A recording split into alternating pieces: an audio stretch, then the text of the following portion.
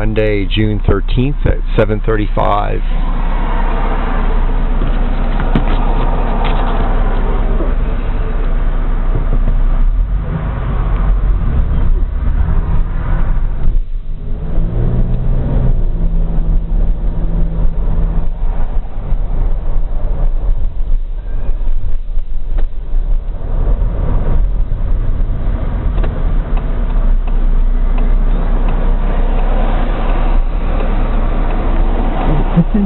Happening inside that Pulse nightclub, inside the bathroom, where the shooter, Emory University, was apparently pulled up with dozens of hostages. Chief Delaney said he made the call based on statements from the suspect and hostages inside the bathroom that a future loss of life is likely. So he had to use an explosive to breach the wall in the bathroom. It didn't work, Delaney said, so instead they brought in an armored vehicle.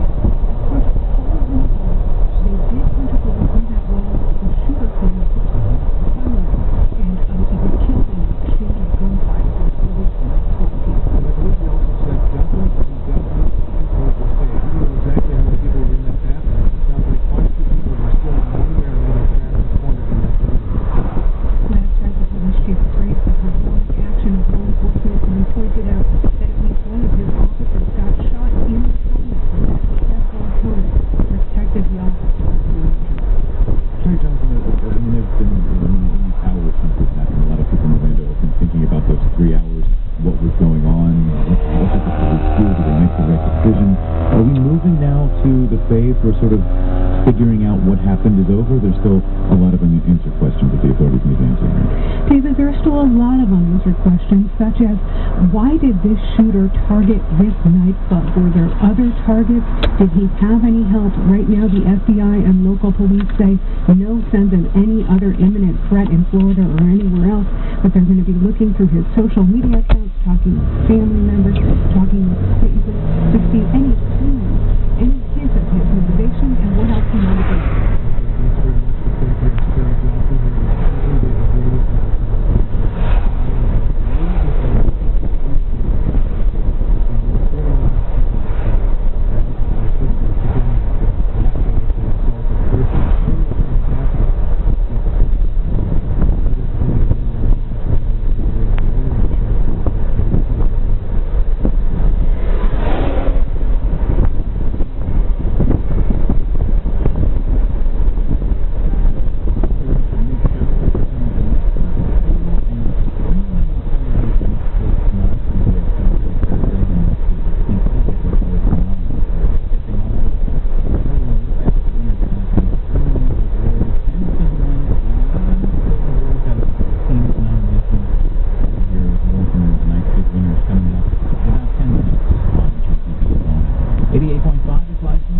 State University, contributing to the cultural climate, education, and healthcare services available in Atlanta.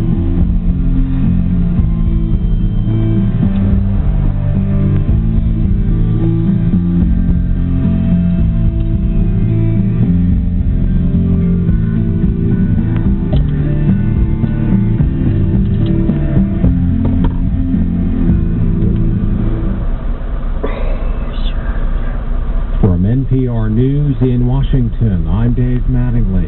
The FBI is holding a news conference at this hour about the deadly shootings at a gay nightclub in Orlando, Florida.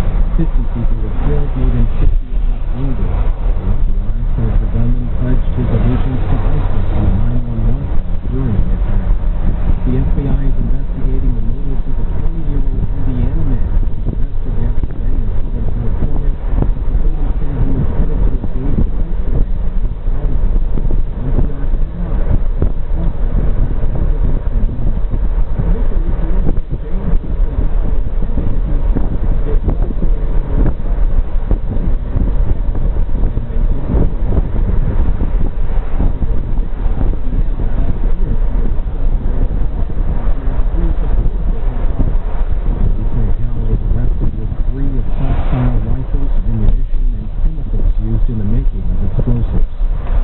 Pittsburgh Penguins are NHL Stanley Cup champions once again. Last night, Pittsburgh beat the San Jose Sharks 3-1 to win Game 6 and the final 4-2. Pittsburgh goalie Matt Murray says the difference was the Penguins' third period defense. It's not easy, but I mean, our team, we get up like maybe one or two shots the whole period. What an effort by our team. It's the Penguins' fourth Stanley Cup win. I'm Dave Mattingly in Washington. I'm Jeremy Nelson. Coral bleaching and killing reefs around the world, so one scientist is trying to breed super coral that can survive in warmer water. We can stand and we can document the death and do nothing, or we can start to think about ways of contributing to the mission of trying to sustain reefs in the future. That's next time on Here and Now. Join us for Here and Now this afternoon from 1 until 3 on GPB Atlantic. Support for GPB comes from our listener members and the Georgia Division of Aging Services, providing a one-stop resource for unbiased information on programs and services for older adults and people with disabilities in Georgia. More at georgiaabrc.com. And PNC Wealth Management. PNC's wealth team can provide insight and guidance to help their clients achieve more. Information is available from Cindy Widener-Wall at 404-879-1343.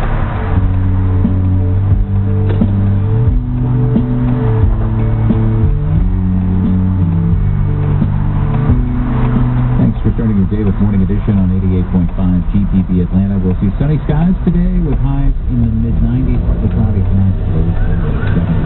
It's 75 degrees.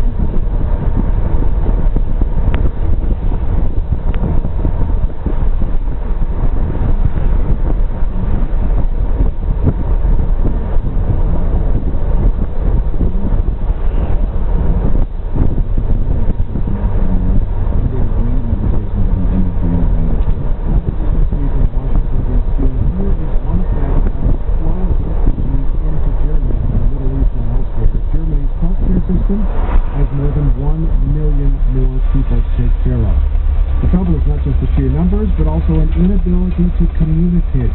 Think about all the languages. Now, 2 German entrepreneurs, moved by the plight of asylum seekers, have come up with a way of bridging the language gap in healthcare. NPR's Soraya Sarhadi Nelson met with them and brings us this.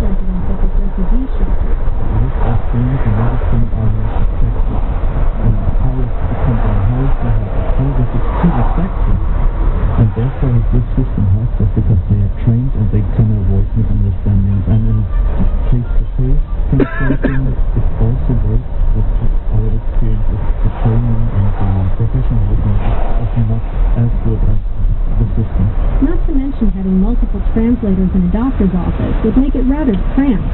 The doctor's online access to translation services, as well as the reconfigured high-tech container the exam room is located in, were dreamed up by Harald Neidhardt and Mirko Bach. The Hamburg entrepreneurs meant while introducing cutting-edge technology to the hospital in 2014. Like many Germans, the team were moved by the arrival of hundreds of thousands of desperate asylum seekers last year, who overwhelmed the local government, including the one in Hamburg.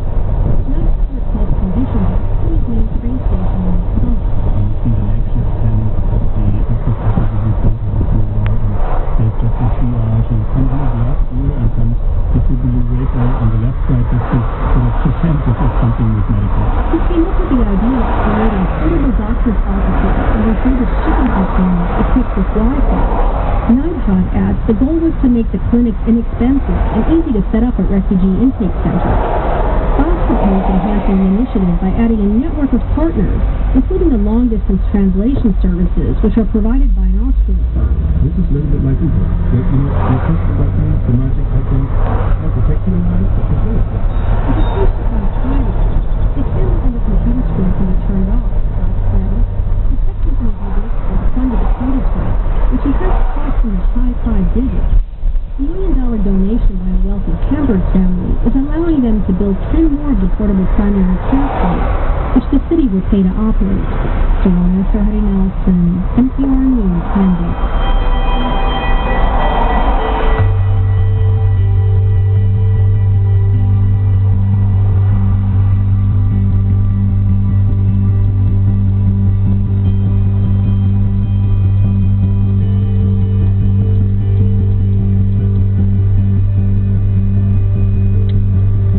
Morning Edition from NPR News. And thanks for listening to Morning Edition on GTV. I'm Bradley George. A look at Georgia News coming up in about 10 minutes. Next hour, you're going to hear from Rachel Starr Withers. She was diagnosed with schizophrenia in her early 20s. Shortly after that, she began posting online videos about her condition. Those videos have proved invaluable to other schizophrenics.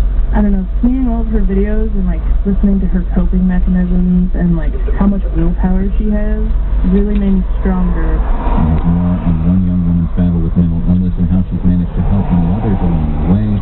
It's coming up in the next hour of Morning Edition. Alice Walker won a Pulitzer for writing about subjects other authors avoided. Dear God, he beat me today because he said I winked at a boy in church.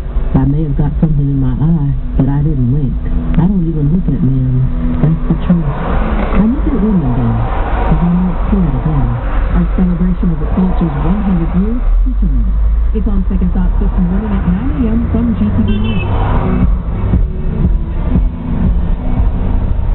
On the next Fresh Air, Claire Hoffman tells us about growing up in a community devoted to transcendental meditation, where parents meditate to children.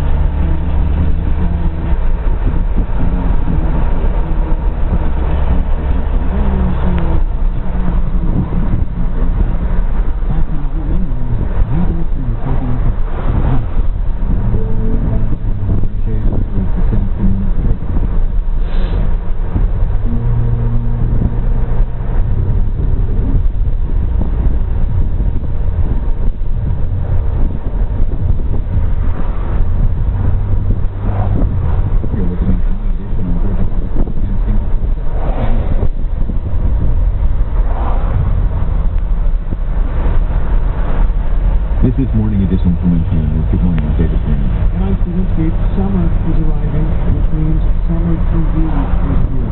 Today's long gone, the TV networks more or less took a break during the summer, and people are getting to watch the Discovery Channel's shortly. This summer we'll see close to 100 new and returning shows coming to the small screen. And there are TV critic Eric Higgins is here. Hi there. Have you watched all 100?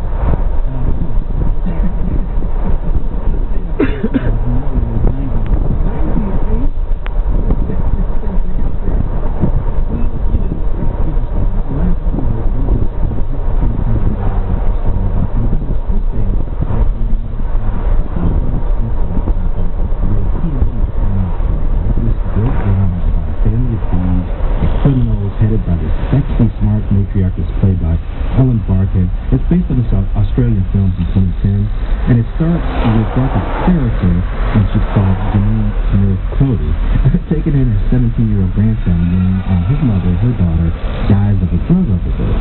Now, the other kids aren't that happy with this. It's happening up before a big heist that they have planned, and Smith has to set them straight. I think we gotta fix it. The kid is gone until I take you in. The next one of us to say a word will not interfere with this job. Not a thing. I don't think you want to trust him. But Eric, you said you thought this was going to be the great show. I know. Barton's great, and there's this guy, Sean Potosi, who plays his psycho son with anger management problems. You might remember him from the TV show Southland. But it's tough to find a character to care about when you're looking at the sea of thieves and miscreants, and the show is a lot less compelling than I thought it was going to be. What about, upscale prestige television? Anything big coming? Well, you ask people in the TV business, and they're going to tell you that TV has become a year-round industry. TV is not going to reruns in May. Cable TV doesn't really get to take over the summer anymore. So what we're seeing in summer is stuff that's a little more experimental and a little less commercial than the stuff that might air in the fall and spring. So I think a good example is CBS's new show Brain Dead, which debuts tonight. It was created by Robert and Michelle King, and you might remember them as the husband and wife team behind the legal drama The Good Wife. And they have a particular take on Brain Dead and why Washington, D.C. politics seems so dysfunctional and predictable. And here's a clip of some of its stories.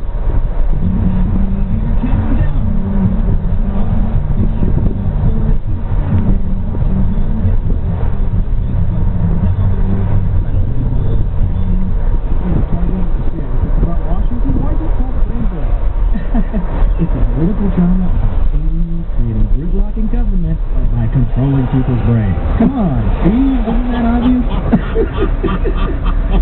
Now, need aliens for that. Exactly. Now Tony Shalhoub is great as a politician who goes from being an alcoholic to becoming a health nut when those bugs get inside his head. But again, this is kind of a fine line. You're walking between political drama and sci-fi satire, and I'm just not sure Brain Dead gets over the finish line in the end. Does anything excite you this summer? Certain shows, Netflix is orange is the new great episodes, whole season drops on Friday, and I can't wait to see James Franco on Lifetime, who does a version of the TV movie called Mother May I Sleep with Danger, and it's about a lesbian vampire who might be a killer. Smash hit. On the way. Eric, thanks very much. Thanks for having me. That's Eric Higgins, our TV critic. Now let's move from the screen to the stage after the 70th Annual Tony Awards were presented in New York City. And the events here in Orlando earlier in the day were addressed at the very beginning of the show by host James. Hate will never win. Together, we have to make sure of that. Tonight's show stands as a symbol and a celebration of that principle. Jeff London reports on Broadway Theater. The musical Hamilton, to no one's surprise, dominated the night with 11 awards. That was one shy of the record held by the producers in 2001. And while performances from other shows got introduced by major celebrities, Hamilton's excerpt was introduced by President Barack Obama and First Lady Michelle Obama. It's a musical about a miracle that is America, a place of citizenship where we debate ideas with passion and conviction.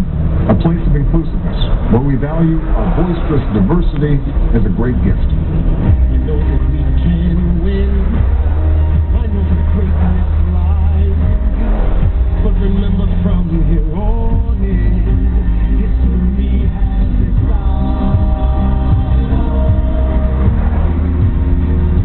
And in a concession to the events earlier in the day, the cast performed the Battle of Yorktown without muskets in their hands. When author and star Lin-Manuel Miranda won the first of his 2 Tonys for musical score, he read a sonnet dedicated to his wife, but alluding to the events in Orlando. We live through times when hate and fear seem stronger. We rise and fall and light from dying embers, remembrances that hope and love last longer. And love is love is love is love is love is love is love is love cannot be killed or swept aside. And the Tonys made history last night. All 4 winners of the Musical Acting Awards went to people of color. Host James Corden joked, "Think of tonight as the Oscars, but with diversity." Stephen Caron's drama about an Irish Catholic family, The Humans, took 4 awards, including Best Play. And the 36-year-old playwright had some advice for aspiring artists. To anyone struggling with day jobs out there, in order to make work that comes from your heart and your gut, keep the faith. Thank you. Revivals for The Color Purple and A View from the Bridge took their categories. And Jessica Lange won Best Actress in a Play for Long Day's Journey into Night, while Frank Langella took Best Actor in a Play for The Father. For NPR News, I'm Jeff London in New York.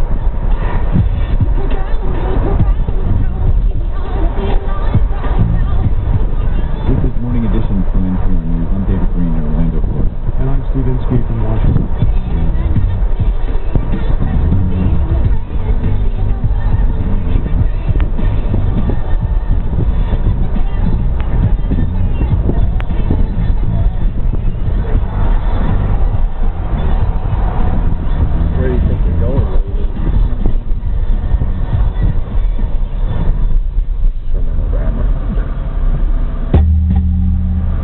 This is GPB Atlanta with news and information from Georgia Public Broadcasting on 88.5 FM, Georgia State University's WRIS, and WRIS HD1 Atlanta.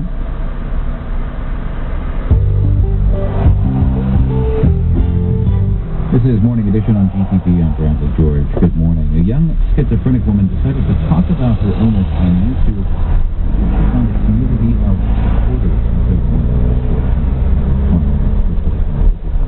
Atlanta police have stepped up patrols around businesses that serve the LGBT community. The police department says there are no credible threats from the shootings in Orlando. Hundreds gathered in Midtown Atlanta last night to light candles, sang the Star-Spangled Banner, and light candles in honor of the victims. Mayor Christine Reed ordered flags and half staff at City Hall was lit in college. Vigils were also held outside the escape. This will be a decisive week for Payne College in Augusta. Historically African-American College is on probation for financial problems. The Chronicle reports the Southern Association of Colleges and Schools will decide Thursday whether to take Payne off probation or revoke accreditation. President Samuel Sullivan says Payne is getting close to meeting a $3.5 million fundraising goal. He says the school needs to raise an additional minimum at the end of this month to satisfy the financial needs. Coast Guard officials are urging voters on the Georgia coast to take safety precautions following several deaths. Access News reports 7 residents have died in area waters since April 28th. The Coast Guard says the incident has several factors in common. None of the victims had life jackets on, and few had a float plan. It's a detailed itinerary for a day on the water, less someone on land. Help rescuers locate missing voters. You're listening to Morning Edition on GTV NPR News. Next, it's 8:01.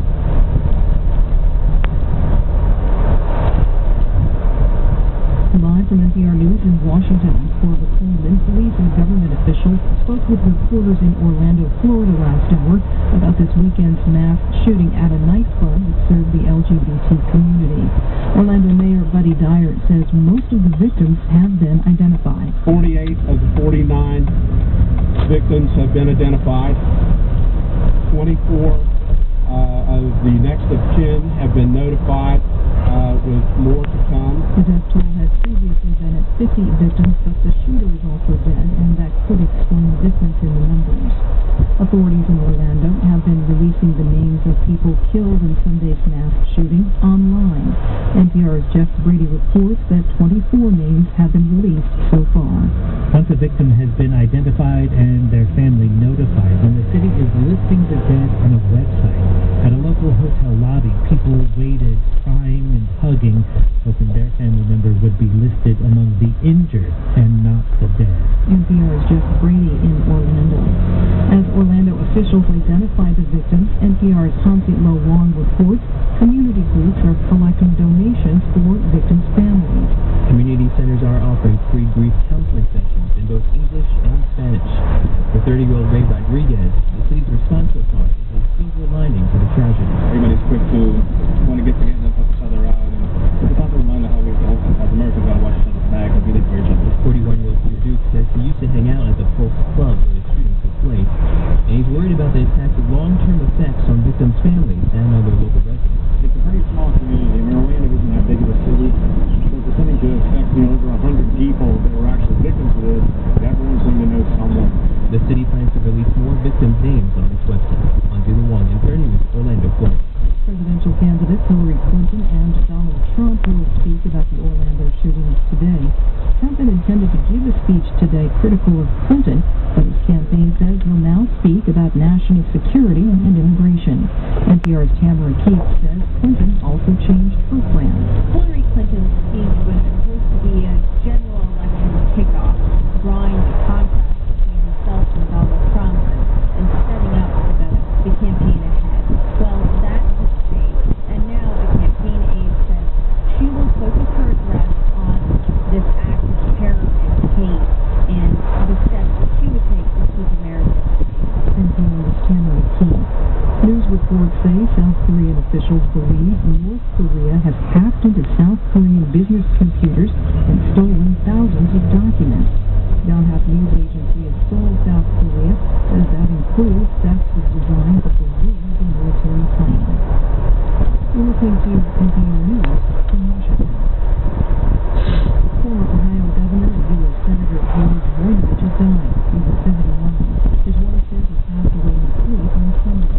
Following the Senate, Voinovich was considered a moderate who opposed President George W. Bush's tax cuts and questioned some decisions on the war in Iraq. He stepped down from the Senate in 2009.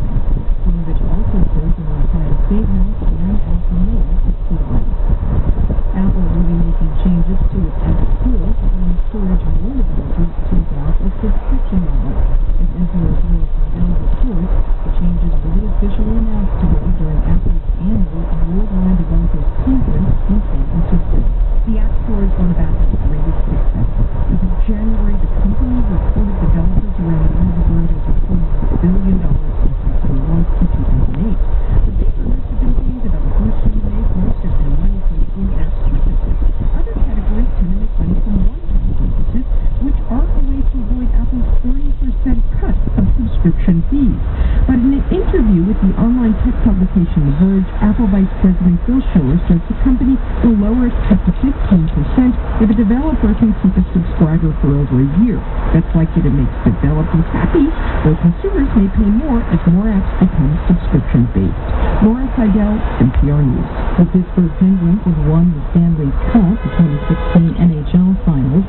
The Penguins defeated the San Jose Sharks 3-1 in Game 6 yesterday in San Jose. This is the fourth time Pittsburgh has won the cup. This is NPR News. Support for NPR comes from NPR stations.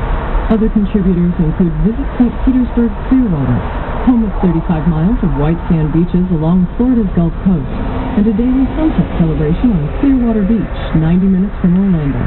Ask visitstpeteclearwater.com.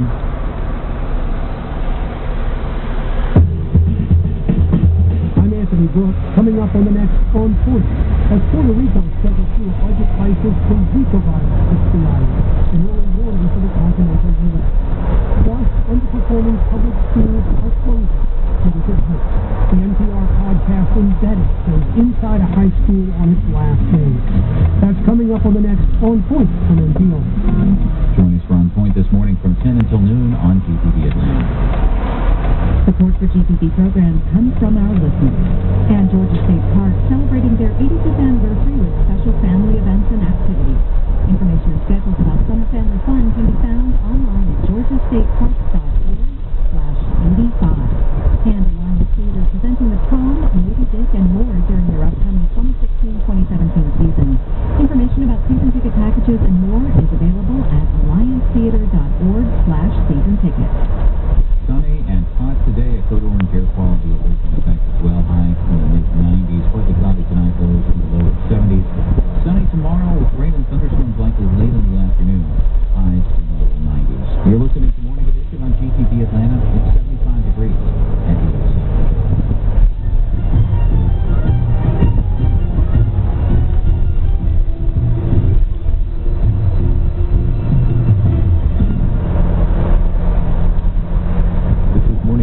from NPR News. I'm David Green in Orlando. I'm Steve in Washington. We are learning more this morning about just what happened when.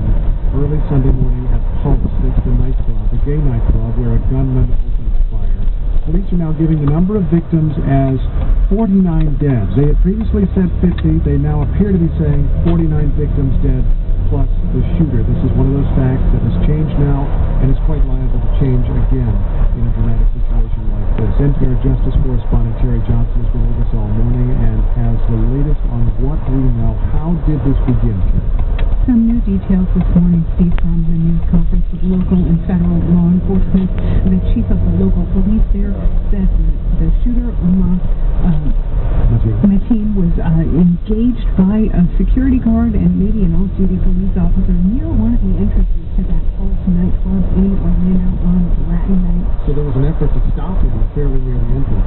That's what the police chief says, and eventually other law enforcement showed up shortly after 2 a.m.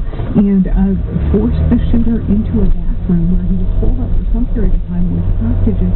We also know that the shooter called 911 and apparently pledged allegiance to the Islamic State right in the middle of this. So we have a situation where he comes in the entrance, he's engaged in some way, he continues shooting, he ends up back in one of the two bathrooms, and I think we heard in the news conference earlier, there were actually people taking